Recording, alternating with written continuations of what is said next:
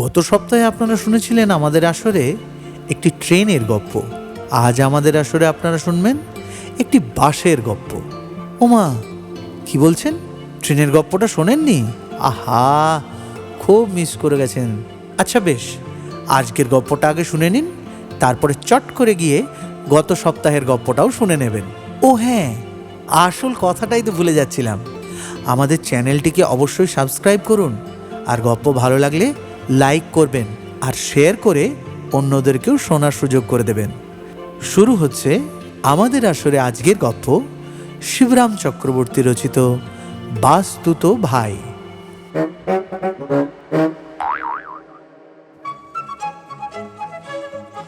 খুব ছোটবেলায় বড় হবার স্বপ্ন সবাই দেখে, বড় হবার আর বড় লোক হবার। আহা, হঠাৎ যদি একদিন বড় হয়ে ওঠা যেত। একদা সুপ্রভাতে উঠে আমি দেখলাম বাবার মতন হয়ে গেছি। কেবল লম্বায় চওড়ায় নয়, টাকা পয়সাতেও। আহ, সে কি মজা! বড় যদি হতে চাও ছোট হও তবে। পড়েছি পদ্য পাঠে, ছোট তো হয়েইছি। এখন তাহলে বড় হবার বাধা কি আর? অকস্মাৎ বেড়ে ওঠায় একটা যে স্বাভাবিক অসুবিধে আছে, সেটা এ বয়সে বুঝতেও বেগ পেতে হয় না। কিন্তু মাথায় বাড়তে না পারলেও টাকার দিক থেকে বাড়বাড়ন্ত হবার বাধা কোথায়? শৈলেশ, ভোলানাথ আর আমরা তিনজন বন্ধু মিলে বড়লোক হবার ধান্দায় ছিলাম সেই কিশোর বয়স থেকেই। একদিন আমরা বসে গল্প করছি, ভোলানাথ বলল, এবার আর যা তা করলে হবে না, একটা বাস্তব দৃষ্টিভঙ্গি নিয়ে এগোতে হবে আমাদের। বাস্তব? জিজ্ঞাসা করল শৈলেশ। বাস্তব মানে জানো? ভোলানাথের কথায় তাকে অবাক হতে দেখা গেল। আমি বললাম, ঠিক বাস্তবিক জানি না, তবে মনে হচ্ছে সেটা বাসের ব্যবসা হবে, বাস চালাবার ব্যবসা। বাস? আকাশ থেকে পড়ল ভোলানাথ। সাবাস, বলল শৈলেশ। আমার কল্পনার দৌড় দেখেই বোধ করি মফস্বলের ছেলে হলেও কলকাতা আমরা অনেকবার ঘুরে গেছি, বাসে ট্রামে চাপারও কসুর করিনি। কাজেই বাস আমাদের কাছে পূর্ণ মাত্রায় বাস্তব। বাসটা চালাবে কোথায় শুনি? কেন, আমাদের এই গাঁয়ের লোকেরাই চাপবে বাসে। ট্রেন ধরতে, হাটবারে 7 মাইল দূরে ওই তুলসীহাটার হাটে যেতে বাসের যাত্রীর অভাব হবে না। তাছাড়া আমাদের স্কুলের ছেলেরাও তো চাপতে পারবে বাসে, নাকি? স্কুলের ছেলেরা পয়সা দিয়ে চাপবে, তারা চাপবে ঠিকই, কিন্তু পয়সা দেবে কি ভাই? কেন দেবে না? আরে, তাদের জন্য আমরা হাফ টিকিট করে দেব না হয়। আমাদের গ্রামটা স্টেশনের কাছাকাছি বলে স্বভাবতই একটু সমৃদ্ধ। শুধু স্কুলই নয়, ডাক্তারখানা, পোস্ট অফিস, থানা সব কিছুই আমাদের গ্রামে। 20খানা গাঁয়ের ছেলে 2 মাইল 5 মাইল হেঁটে পড়তে আসে আমাদের গ্রামের হাই স্কুলে। আমরা যদি তাদের হন্টন কষ্ট লাঘব করি, মানে আমাদেরই বাস যদি স্কুল টাইমে ওই 20খানা গাঁয়ের ছেলে কুড়িয়ে নিয়ে আসে, আবার ছুটির সময় একইভাবে তাদের বাড়ি পৌঁছে দিই, আর টিকিটের দাম করি এই 2 পয়সা কি 4 পয়সা, তাহলে কুড়িয়ে বাড়িয়ে 30 দিনে বেশ 2-4 পয়সা আমাদের পকেটে এসেই যায়। প্রাঞ্জল করে বন্ধুদের ব্যাপারটা বুঝিয়ে বললাম। কিন্তু বাস জোগাড় হবে কোথা থেকে? আরে বাসের দাম তো অনেক রে। আরে মহকুমায় আমার এক স্যাকরাম আমার বাসের ব্যবসা আছে বলেছিলাম না তোমাদের? পুরনো বাসটা বাতিল করে মামা আবার একটা নতুন বাস কিনছে। আরে পুরনো বাসটা তো পড়েই আছে অমনি। সেদিনও দেখলাম মামার বাড়ির পাশে কাঁঠাল গাছের তলায় দাঁড় করানো আছে বাসটা। বাস তো আছে বুঝলাম, কিন্তু আস্ত আছে কি? বিলকুল আসতো, টায়ার, টিউব, ইঞ্জিন ফিঞ্জিন সব সমেত। মামার তো কোনো কাজেই লাগছে না। আমি মামাকে ভজিয়ে টজিয়ে একেবারে জলের দামে পেয়ে যাব। জলের দাম বললে কি বুঝবো? আরে দামের একটা আঁচ দিবি তো। একেবারে ওজন ধরে আর কি। বাস কি ওজন করে খরিদ বিক্রি হয় নাকি? আর পাল্লায় চাপানো যায় বাসকে? অত বড় পাল্লা পাওয়া যায় কোথাও? না, বাস কারো পাল্লায় যাবার পাত্র নয়, বরং বাসের পাল্লাতেই তো পড়ে থাকে মানুষ। তাহলে বাসের বডিটা কাঠের দরে আর ওই ইঞ্জিন টিঞ্জিন লোহার দামে। মামাকে বোঝাতে হবে এই মহকুমায় তোমার বাস কিনবে কে? হ্যাঁ, ওকে তো চেলা কাঠ বানিয়ে বিক্রি করতে হবে তোমাকে। সেই দামে তুমি আমাদের না হয় দিয়েই দাও, চেলা কাঠটা না বানিয়ে। তাই বলো? নইলে একবার চেলা কাঠ বানিয়ে ফেললে তারপর আবার তাকে জোড়া তোড়া দিয়ে বাঁশ বানানো ভারী হেঙ্গামা হবে কিনা কে জানে। তা তো হলো, এখন বাস চালাবে কে শুনি? ভোলানাথ নতুন সমস্যা নিয়ে আসে। আমরা তো কেউ মোটর চালাতে জানি না। আরে পাঁচু জানে, আমাদের পাঁচু, সেই চালাবে বাস। পাঁচু মানে ওই আমাদের 2 ক্লাস নিচে পড়ে যে সেই পাঁচু? আরে বাবা, যার দাড়ি গোপ বেরিয়ে গেছে সেই পাঁচু? আরে হ্যাঁ হ্যাঁ, সেই গাড়ি চালাতে একেবারে ওস্তাদ। আরে স্কুল ছেড়ে দিয়ে বাড়ি থেকে কলকাতায় পালিয়ে এক মোটর গ্যারেজে কাজ নিয়েছিল। সেইখানেই মোটরের সব কাজকর্ম ওই মেকানিজম পর্যন্ত শিখে এসেছে। এমনকি ড্রাইভিং লাইসেন্সও আছে নাকি শুনেছি। বাহ, তাহলে তো চমৎকার।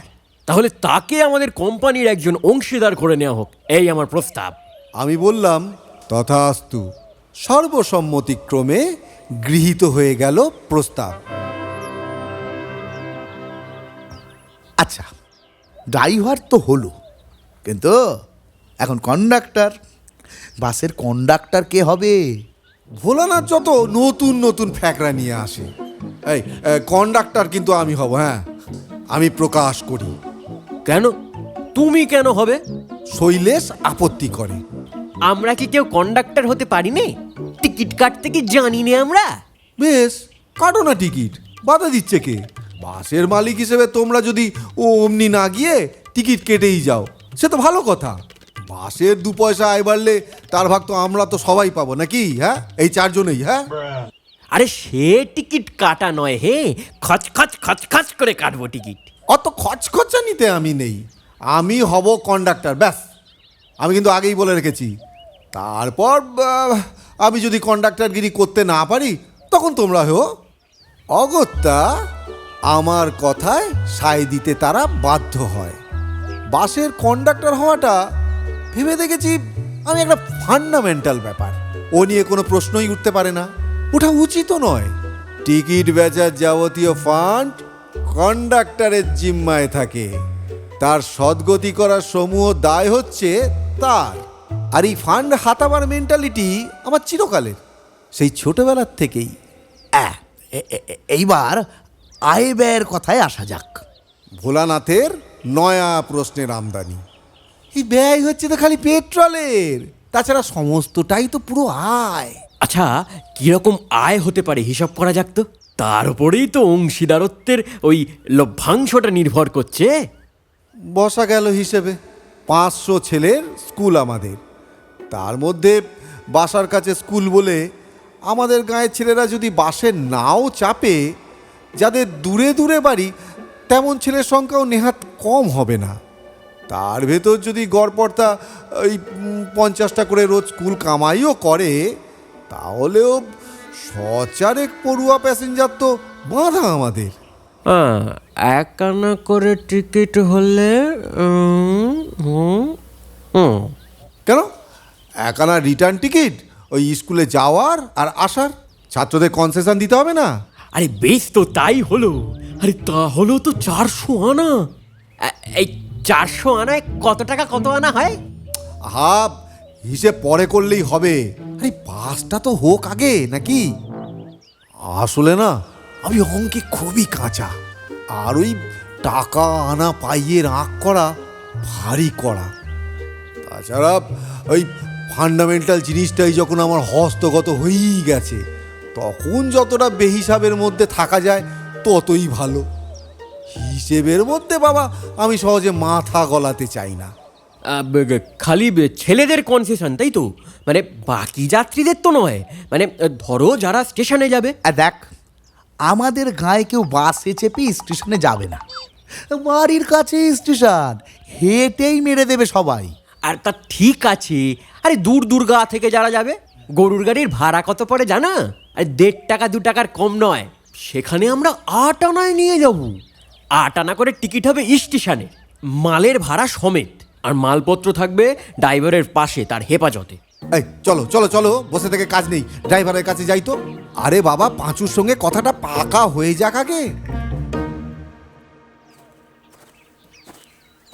সকলে মিলে পাঁচকড়ি ওরফে পাঁচুর কাছে যাওয়া গেল। সে সব কথা মন দিয়ে শোনে আমাদের। তারপর জিজ্ঞেস করে, বাসটার ডাইমেনশন কত? ডাইমেনশন মানে? শুনেই তো আমরা চমকাই। সে আবার কি গো? প্রত্যেক জিনিসেরই 3টে করে ডাইমেনশন থাকে। ব্যাখ্যা করে পাঁচু। লম্ব, প্রস্থ আর উচ্চতা। বাসের সেটা কত সেটা জানা দরকার আগে। কেন কেন বলো তো? আরে স্কুলে যাওয়ার পথে স্টেশনের রাস্তায় ট্রেনের একটা কালভার্ট পড়ে না, তার তলা দিয়ে বাসটা গলানো যাবে কি না জানা চাই না আগে? সেটা ক্রস করে যেতে হবে তো। হ্যাঁ তা বটে, হ্যাঁ তা বটে বটে। তাহলে চলো কালভার্টের দৈর্ঘ্য, প্রস্থ আর উচ্চতাটা মাপি গিয়ে আগে। গজ ফিতে নিয়ে যাই আমরা, চলো। তারপর তোমাদের সঙ্গে মহকুমায় গিয়ে বাসটার আগা পাঁচতলা মাপা যাবে। দুটো মাপ মিলিয়ে দেখলেই তখন বোঝা যাবে। কালভার্টের দিকে যাবার পথে আলোচনা হয় আমাদের। পাঁচু জিজ্ঞেস করে, আচ্ছা, বাসটার ইঞ্জিন কেমন? আরে চলা ইঞ্জিন, সেদিন পর্যন্ত চললো তো বাসটা। চলে তো ঠিকই, কিন্তু সেটা কথা নয়। চলার চেয়েও বড় কথা, বাসটা থামে তো। তার মানে? তার কথার ধরনে আমি বিস্মিত হই। আরে বাবা, মানে বাসের ব্রেক কেমন? ব্রেক প্রয়োজন মতো থামানো যাবে তো বাসটাকে? আরে সে তো তোমার দেখবার কথা, তুমি তো দেখে নেবে ব্রেক টেক সব। হ্যাঁ, মামাকে সে কথা শুধিয়েছিলাম আমি। মামা বলেছিল চালাবার সময় একটু মাঝে মাঝে বেগ পেতে হলেও থামবার বেলায় কোনো অসুবিধে নেই। চৌহদ্দি মাপার পর সেই কালভার্টের কোলেই আমরা বসে পড়লাম। আমাদের কোম্পানির প্রথম বৈঠক বসলো। স্থির হলো মোট 100 টাকা মূলধন নিয়ে আমাদের কোম্পানি চালু হবে। আমাদের 4 জনের শেয়ার থাকবে, তাতে মোট ওই 25 টাকা করে নেট। শৈলেশ তার পৈতেই যা পেয়েছিল সেই পাওনা থেকে 25 টাকা জমিয়ে রেখেছিল, বের করে দিলে। ভোলানা তো বের করলো 25 টাকা। আমাকে সবাই জিজ্ঞেস করলো, তারপর তোর মূলধন কই? হ্যাঁ, কোথায় তোমার মূলধন? সেই এক কথাতেই আমি জবাব দিলাম, আমার মূলধন কই, টাকাই তো নেই আমার। তখন 5 কড়ি একাই বাকি 50 টাকা দিলে। মোটর গ্যারেজে কাজ করে সে অনেক টাকা কামিয়েছে, এ টাকা তার কাছে কিছুই নয়। তারপর বলল, অর্ধেক টাকা আমার, অতএব আমার 2টো শেয়ার হলো, কেমন? এই তা কেন হবে? আমি আপত্তি করলাম। সেটা নেহাত ক্যাপিটালিজমকে প্রশ্রয় দেওয়া হয়ে যাবে না? পুঁজিবাদের বিরুদ্ধে আমার বিক্ষোভ ফেটে পড়ে। তার চেয়ে বরং পাঁচু, তুমি আমায় 25 টাকা ধারই দাও, সেই টাকায় আমারও শেয়ার হোক। বাস চালু হবার পর প্রথম মাসেই না হয় তোমায় টাকাটা আমি সুদেই দেবো। তোমার লভ্যাংশ থেকে তুমি শুধবে তো, কিন্তু ধরো প্রথম মাসে যদি কোনো লাভই না হয়? সে আমি বুঝবো, কন্ডাক্টর হিসেবে বাসের তহবিল তো আমারই তবে। টাকা কড়ির বোঝা আমারই ঘাড়ে, কাজে আমার বোঝার কোনো অসুবিধাই ছিল না। কোম্পানি সংগঠনের পর আমরা মহকুমায় গেলাম। দেখলাম সেই কাঁঠাল গাছতলাতেই সেই রকমই খাড়া রয়েছে একতলা বাসটা। দেখে আমি বললাম, অল গন রং। অল রং গনও বলা যায়। ফাঁকা জায়গায় ওই রোদ বৃষ্টি ঝড় লেগে বাসের গায়ে রং টং চটে গেছে সব। দেখে শৈলেশও বুঝি চটে গেল, বলল, মরি মরি বাবা, এই তোমার বাসের চেহারা? এই তাতে কি হয়েছে? একবার রং ফিরিয়ে নিলে তখন এর বাবাও একে চিনতে পারবে না। অথরিটির সায় পাওয়া গেল আমার কথায়। ঘাড় নাড়ল 5 কড়ি। তারপর সেই গজ ফিতে নিয়ে বাঁশের চতুর্দিক মাপতে লাগলো আপাদ মস্তক। মাপজোকের পর সে বললে, হ্যাঁ ঠিক আছে, দুধারে 1.5 ফুট করে ছাড় থাকবে। ও আমার মতন ওস্তাদ ড্রাইভার তার ভেতর দিয়ে অনায়াসে বের করে নিয়ে যেতে পারবে বাসটাকে। আর উচ্চতা, সেটাও তো তুচ্ছতার নয়। মনে করিয়ে দেয় শৈলেশ। হ্যাঁ, কালভার্টের উচ্চতা হচ্ছে মোট 10 ফুট। আর বাসটার? তার চেয়ে 3 ইঞ্চি কম। 3 ইঞ্চি মাত্র? এ তো নিতান্তই যৎকিঞ্চিত। আরে বাস গলে যাওয়ার পক্ষে যথেষ্ট। জানালো 5 কড়ি। তারপর অনেক দরাদরি করে 64 টাকায় রফা হলো ওই শ্যাকরা মামার সঙ্গে। মামা বলল, 65 দাও। এক্ষুনি দেবো 65। তুমি কিচ্ছু ভেবো না মামা, তোমার ওই বাসটা নিয়ে 65 দিচ্ছি আমরা। বাসের টায়ারগুলো সব ফ্ল্যাট হয়ে পড়েছিল, পাম্প করে ফাঁপিয়ে নেওয়া হলো সেগুলো। আরে দামে পাওয়া গেছে বুঝলে বাসটা। হ্যাঁ, ইঞ্জিন টিঞ্জিন সব ভালোই রয়েছে বাসটা। হাতে হাতে প্রমাণ পাওয়া গেল তার। ঠেলতে ঠুলতে হলো না, বার কয়েক হ্যান্ডেল ঘোরাতেই চালু হয়ে গেল বাস।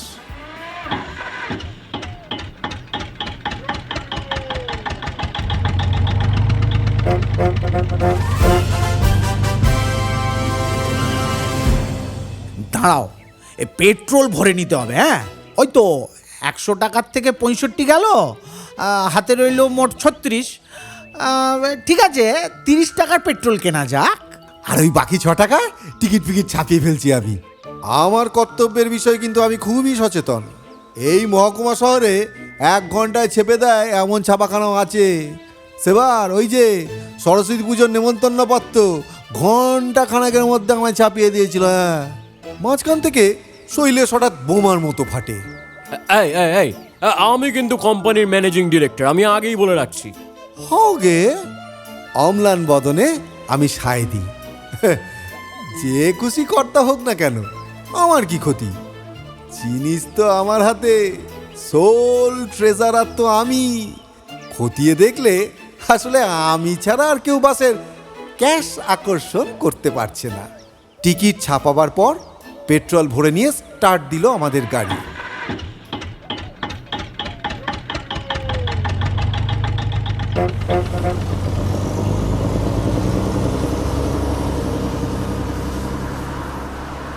চালিয়ে নিয়ে চলল 5 কড়ি অবলীলায়। নিজেদের বাসে নিজেরা মালিক, গর্বে আমাদের বুক 10 হাত। এই আমরা স্টেশনে যাত্রীদের কত করে ভাড়া ধরেছি? 8 আনা না? হ্যাঁ। এই বাসে কতজন যাত্রী ধরবে মনে হয়? ও তো লেখাই আছে বাসের মাথায়, দেখছো না? মোট 22 জন বসিবেগ, লেখাই তো আছে। হ্যাঁ, বসিবেগ 22, দাঁড়াইবেগ 11, আর ঝুলিবেগ গোটা 5। না, একজনকেও ঝুলতে দেওয়া যাবে না। ওই 5 জনের একজনও যদি হাত পা ফসকে পড়ে, জখম হয়, তাহলে গাঁয়ের লোক আমাদের আস্ত রাখবে না বলে দিলাম। বাসও পুড়িয়ে দেবে। যাত্রী, বাস বা আমাদের কারোরই ওই পঞ্চত্ব পাবার আমি পক্ষপাতী নই। বেশ, 22 + 11 মানে হচ্ছে ওই 33 জন। 33 জনই সই, ঠিক আছে। তাহলে 33 8 আনা হলো গিয়ে 16.5 টাকা। 5 বার আপ আর 5 বার ডাউন গাড়ি ধরতে হবে স্টেশনে, মানে 10 ট্রিপ যাতায়াত। হ্যাঁ, মানে মোট 20 বারের যাত্রী ধরলে হচ্ছে গিয়ে আমাদের যেতে যেতে মুখে মুখেই হিসেব করে শৈলেশ। এই সাড়েটা বাদ দিলাম, হ্যাঁ, সুবিধার জন্যে।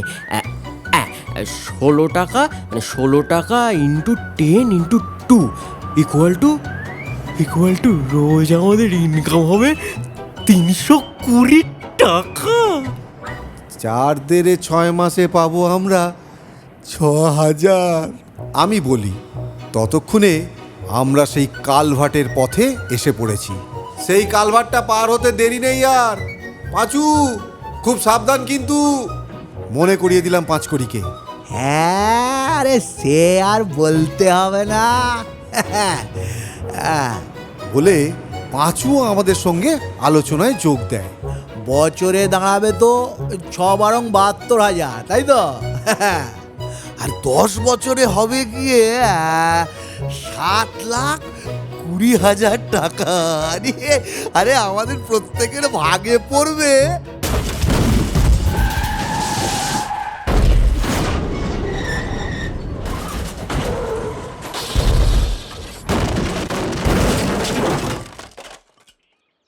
শেষের কথাগুলো কে যেন বলল আকাশ ফাটিয়ে সঙ্গে সঙ্গে, আর সঙ্গে সঙ্গে আকাশ যেন ভেঙে পড়ল আমাদের মাথায়, ঝুরঝুর করে খসে পড়তে লাগলো। আকাশ নয়, বাঁশের ছাদ। সবেগে সেই কালভার্টের ভেতর সিঁধিয়ে আটকে গেছে বাঁশ, নট নরণচরণ। কালভার্টের ছাদ আর বাঁশে কলিশন বেঁধে পরস্পরের কুক্ষিগত হয়ে গেছে। কোনো রকমে হামাগুড়ি দিয়ে আমরা বেরিয়ে এলাম বাস থেকে। বাসকে বার করা গেল না কিছুতেই। কোনোদিন যে বেরুবে সে আশাও সুদূর পরাহত। কি হলো রে? এই এরকমটা কেন হলো পাঁচু? হ্যাঁ, কেন হলো? হ্যাঁ, কেন হলো? কেন হলো এরকমটা? কেন হলো রে? বল না, কেন হলো এরকমটা? শুধলাম আমরা। এই কালভার্টের মাথার উপর থেকে বাসটার মাপ যে 3 ইঞ্চি কম, তুমি যে বললে। হ্যাঁ, বলেছিলাম তো, মানে ছিল তাই। কিন্তু কিন্তু ওই মানে বাসটার টায়ারগুলো যে ফ্ল্যাট হয়ে আছে, আমি মাপবার সময় তা লক্ষ্য করিনি তখন। তারপর টায়ারে পাম্প করার পর উচ্চতায় 5 ইঞ্চি বেড়ে গেছে যে বাসটা। আমার কি দোষ?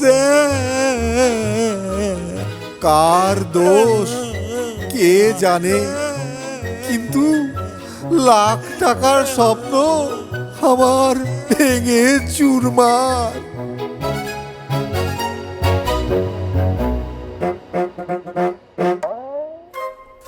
শুনলেন আমাদের আসরে আজকের গল্প বাস্তুত ভাই। রচনা শিবরাম চক্রবর্তী। গল্পের কথক সৌম্যকান্তি মণ্ডল। ভোলানাথের চরিত্রে সুনয়ন মুখার্জি, শৈলেশের চরিত্রে শুভম মুখার্জি, মামার চরিত্রে সৃজন সাহা, পাঁচকড়ি ওরফে পাঁচুর চরিত্রে ডক্টর মনসিদ জানা।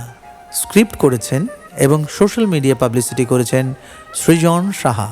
পোস্টার ডিজাইন শুভজিৎ, স্বস্তিক এবং তনুশ্রী। সমগ্র অডিও ডিপার্টমেন্ট সামলেছেন দেবজিৎ জানা।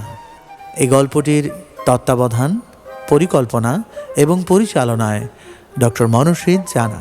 আমাদের আসর আবার জমবে আগামী শুক্রবার ঠিক রাত 9:30। শুনতে ভুলবেন না কিন্তু।